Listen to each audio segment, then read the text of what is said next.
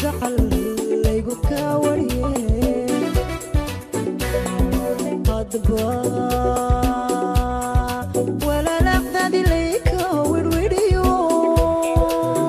الله الرحمن الرحيم. السلام عليكم ورحمة الله وبركاته. كلنتو وعنا قيارتها وذا نقدر وانا يساهم يلكستو عدنا قلا سعوتان. وحنا كان يدكوجو هنا برنامج أنا قوم قاعد برنامج كويرسن برنامج أنا قلت لك هنا نكسو قاعدنا أرمها بالشدة سياسة. تدوات كان برنامج كوحنا يدكوجو هنا يسبدل كدنا على السياسة كسو كل وطن كصوماليا. تاني وحي كدم بيه مركي مدحوينها الدولة الفدرال كصوماليا حسن شيخ محمود يوبدو قامين يكدق وطن كاس مريكنكا. halkaasna ay kula kulmeen madaxweynaha wadanka Mareykanka Barack Obama iyo xogayaha arrimaha dibadda wadankaasi Hillary Clinton oo ay ka wada hadleen sidii loo soo nooleyn lahaa xiriirka labada dal iyadoo kadibna shir diraacid ay wada qabteen ay ugu wada hadleen sidii labada dal xiriirkooda ay kor ugu qaadi lahaayeen safaaradana labada dhinac loo kala geyn lahaa iyadoo sidoo kalena Hillary Clinton ay ku dhawaaqday in Soomaaliya ay si dhab ah u aqoonsadeen muddo 20 sano kadib iyadoo xustay in 19 ugu dambeysay xiriir toos ah oo dhaxmara labada dal.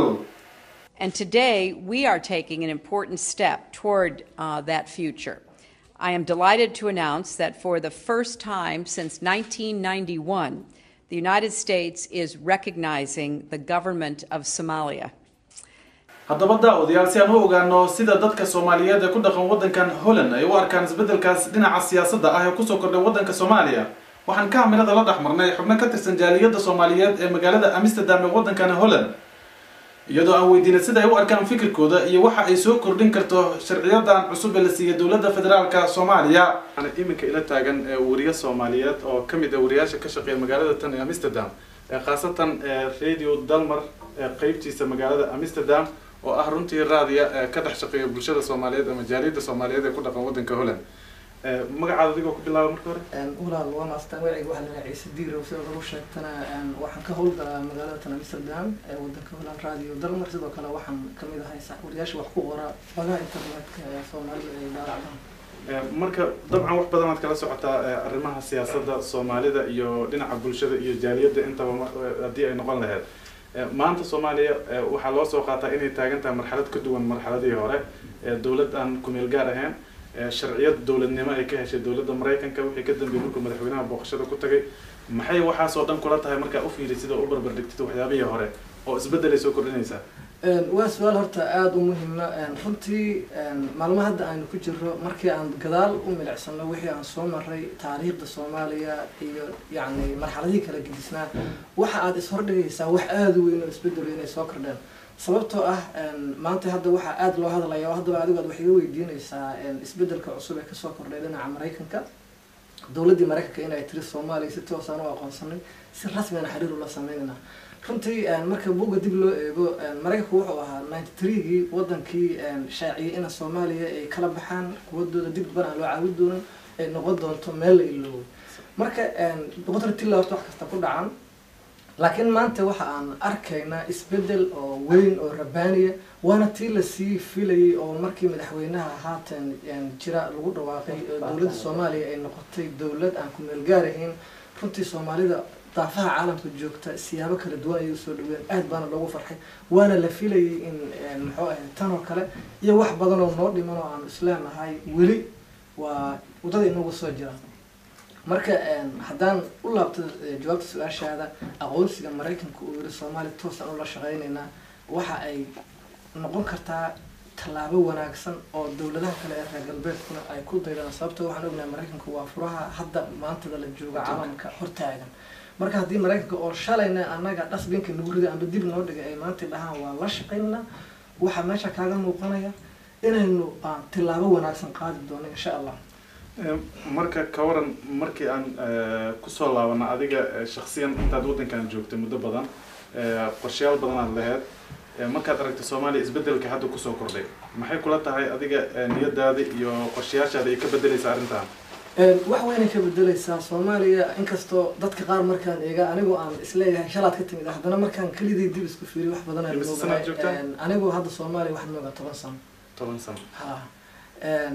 maxuu ahayd hadda qorshahayga iyo himiladeyda waxa ay tahay in Soomaaliya soo arko aan farxadda iyo nabadda jirto walow ay weli tahay wax aan dhamaystirayn waxaan isleeyahay ma basugi karaba inta ay ay gees ilaa ka gees ay Soomaaliya isku mid noqonayso laakiin waxaan arkayaa in سان هاكسن أي وضعك كجرت. مدة طبعا واحد كده حجرتي صحافة ورقة سوماليا على سعودة إزبدل الذي كم الجاركي مر إثيوبيا أو جانك وهي سمر كينيا لجوري جاد يوغندا ودمر قدام بيسي الرماها صدام ولا جس وجودي ما أنتنا مرحلات كلي تاجنتها مركا الرماها صدام في رسالة ضدك سوماليا قاركوت قوة سياسة الفلنقية وحسوا قاطع إن ماشي تاجنتها مرحلات ضدك لو بعين إنك فائدستان ما حد سديه لهذا ويرجع هذا الراديو كفاية سنة بالشدة كداونا يصدقوا باقي لا تسي أرنتان لو قدام بيو يقولنا قطوة سوماليا ده حقيقيان فالمركا هذا اللي توه إنه إيمان دونه. runtii waa su'aal aad u muhiima dadka Soomaalida laga bilaabo markii dawladda hadan cusub ay curatay oo sida weyn u soo dhaweeyay waxa ku soo dhacay baaqiyo kala gedisan oo ah inay ka faa'iideystaan isbedelka inay la shaqeeyaan muxuu ahaa dawladda cusub oo dabcan wajiyo wanaagsan aan dambi qabin nadiif ah ay ka soo muuqanayaan sidaa darteed waxa aan يعني أنا أقول فكرة هانتيدا كسي بيرنا يعني إن الصوماليين كيف يدستان جانسكان أي لا شقيان دولة الصوماليين وإنه وقتها جارهان رجع قربها الجوجي دمر قربها الجوجي إن وضعك أيه يقولوا السوقي هذا إنفستمنت أما مالجلين كسمين لها هذا يبغى لها هذا ضد كبير رجل لها إلا الله هذه الدولة النفط يعني إنه وضع شقين إن لم وجيه سي because ضد كقولها الجوجي أنا قبل السوقي ونربح يعني كو وحسوقيا إن معنيه أن لقى dadka dibadda joogana way u baahan yihiin dadkooda way sugayaan dib u laabtaan absolutely dadka dibadda joogana dib u laabtaan wala sugaya dawladdu way sugaysaa nafteedu dadka Soomaalida ee qurbaha jooga in ay garab istaagaan in xataa donation ama qaaraan loo sameeyo oo hadda maanta madaxweynaha sida maqlaysa ciidamada mushaarkiidu wali inaanu meel saarin baa hadaladiisa kamid ahaa taas nafteedu Soomaalida hadii ay yani waxyaabo aan macno lahayn ayagu hadii isku daraan inta caalamka loo gurmanayo waxa way meel way dhigi kari lahaayeen marka Soomaalida qurbaha joogta waa inay wadankooda hadda maanta meel laga garab qabto taagan yahay insha Allah waan rajaynaa inuu sii socdo laakiin inta aanu dib u naqan waa in la qaadna waa sidan aan yani midda maamul goboleedyada ma kula tahay sidii hore inay wax iska bedelayaan markii loo fiiriyo hadalkii Hillary Clinton ay tiri hadda kadib su'aal la weydiiyo oo ahayd siyaasadii Soomaaliya markii hore kula dhaqmi jireen waxay ugu magac dareen double track policy oo ahayd in maamul goboleedyadana ay la macaamilaan دولتي TNG فدرال كجرتين لما عامل جرين هذا هدي لو يدي سؤال شو واحد كسر كابتن إنه جرت دولة صومالية وحول بكرها الليال سفير كان ولقي سنة دولة صومالية واحد الربطة هذه سفارة كفرتان مقولتها عمل إسبدل مغضى وحكي بدلي كرا ما مقولة هذا أنت رضا بدن يو قاركود أو عن صدقينه كجوان صومالية إنه وحكي بدلي دونت هرتا صوماليا إذا نفتي وحي أصلا ما يصدها أنا عندنا ده كسر قاب فدرال وصورة قل ما مقولة إن السيجرا وصلنا إسلامي هاي لكن سيدا مغنى يسوع ما مقولة سوي إحنا نقول دوران كوا سنترال جوفرمنت يعني لغة دولة دستور قوة كسريسان دستور قوة كسريسان من موقعه هذا إن عد لجوين إن لجوين يقول لك ما حضر لكن واحد علينا يا إن الصومالي نقد دونت هيكل كوين بدل الدوين معمول قبله حرصدان يجا نفط دون الصومالي دون روت كدولة طبعا أيوة كفدرال قوة مرة قوة لكن عالم كوفوكس كساري دونه سيدنا إسلامي دولة الحين هذا بقى ساسان كذي أنا وضع أركين واتها أدي أدد ما صنتها واتها داوديال ولي وحن برتمها وجرنا برنامج كيني رأي أورورين تاعها يكتب سنة بدل السياسة دولة الصومالية كسر كردي